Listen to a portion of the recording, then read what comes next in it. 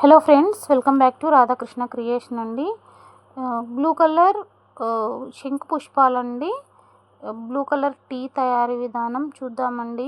వారానికి ఒకసారి ఇలా ఇంట్లో చేస్తూ ఉంటాను. అలాగే నేను మా ఆయన ఇద్దరం తాగుతూ ఉంటామండి. సో చెట్టుకున్న పూలు దేవునికి పెట్టచ్చు. అలాగే మన హెల్త్కి కూడా యూజ్ అవుతుందంటే ఎవరు పెంచుకోరండి ఇంటి ముందరు, చాలా సంతోషంగా పెంచుకుంటారు కదా. సో అలాగే మేము కూడా ఇంటి దగ్గర చాలా వేసానండి. కొన్ని పూలు కోసుకొని దేవునికి పెట్టేసి కొన్ని టీకి అనుకూలంగా తీసుకుంటున్నానండి. ఇదిగోండి వాష్ చేసుకుంటున్నా ఫ్లవర్స్ కొన్ని, ఎందుకంటే దుమ్ము అలా ఉంటాయి కదా, కొంచెం వాష్ చేసేసుకొని వేడి నీళ్ళకి వేసేసుకొని మరిగించుకుంటే బాగుంటుందనేసి తీసుకొని వాష్ చేసుకుంటున్నా. ఇదిగోండి స్టవ్ మీద గిన్నె పెట్టేసి ఫిల్టర్ వాటర్ ఒక గ్లాస్ నిండా తీసుకొని పెట్టేసుకున్నానండి. సో నిమ్మకాయ తీసుకున్నాను, నిమ్మకాయ కట్ చేసుకొని పక్కన పెట్టేసుకున్నాను అన్నమాట. ఇదిగోండి నిమ్మకాయ పక్కన పెట్టేసుకున్నాను. గిన్నెలో వాటర్ వచ్చేసి బాగా హీట్ అవుతున్నాయి, రోలింగ్ బౌలింగ్ అవ్వాలి. ఓకేనా? రోలింగ్ బౌలింగ్ అయినప్పుడు మనం కడిగి పెట్టుకున్న శంకు పుష్పాలు వచ్చేసి వాటర్లోకి వేసేసి కలుపుతూ ఉడికించాలన్నమాట. ఫ్లవర్స్ బాగా, ఆ ఫ్లవర్స్లో ఉన్న బ్లూ కలర్ అంతా వాటర్లోకి తీసుకుంటుంది. బాగా రోలింగ్ బౌలింగ్ అవుతే కలర్ మొత్తం, ఫ్లవర్స్ ఉన్న కలర్ మొత్తం వాటర్లోకి వచ్చేస్తుంది. అది బ్లూ కలర్ టీ అన్నమాట. ఓకే, ఇందులోకి కొంచెం తేనెగానే వేసుకోవచ్చండి. నేనైతే తేనె లాంటిది ఏం వాడను, నేను నిమ్మరసం మాత్రమే వాడతానండి.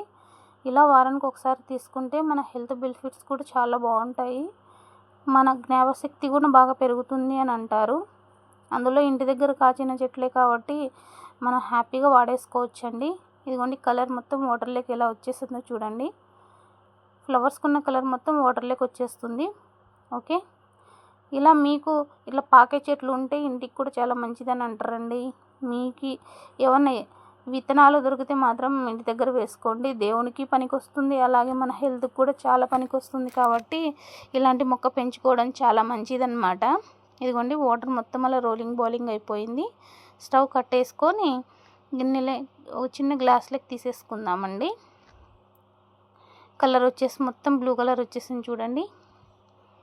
అదిగో ఇలా వారానికి ఒకసారైనా తాగితే చాలా మంచిదండి. ఓకే, ఇష్టం ఉంటే తేనె నిమ్మరసం రెండు కలుపుకోవచ్చు. నేనైతే నిమ్మరసం మాత్రమే కలుపుకుంటాను, చాలా బాగుంటుంది. వడగొట్టేసుకొని గ్లాసులోకి నేను కొంచెం గోరెచ్చగా అయిన తర్వాత తాగుతాను ఫ్రెండ్స్.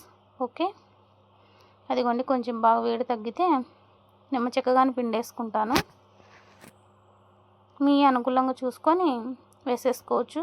అలాగే కొంచెం హెల్త్ బెనిఫిట్స్ కూడా చాలా బాగున్నాయి అంటారు కదా, ఒకసారి వీలుంటే ట్రై చేయండి. నిమ్మ చెక్క పిండేసుకొని స్పూన్తో ఒక తిప్పేసుకుంటే గ్లాస్లో సరిపోతుంది ఫ్రెండ్స్. ఓకే, మీరు ఇలాంటి టీ తాగి ఎలా ఉంటుందో ఒకసారి చెప్పండి. కొంచెం కలర్ చేంజ్ అవుతుందండి నిమ్మరసం వాడిన తర్వాత. ఇదిగోండి మొత్తం బ్లూ కలర్ వచ్చేసింది.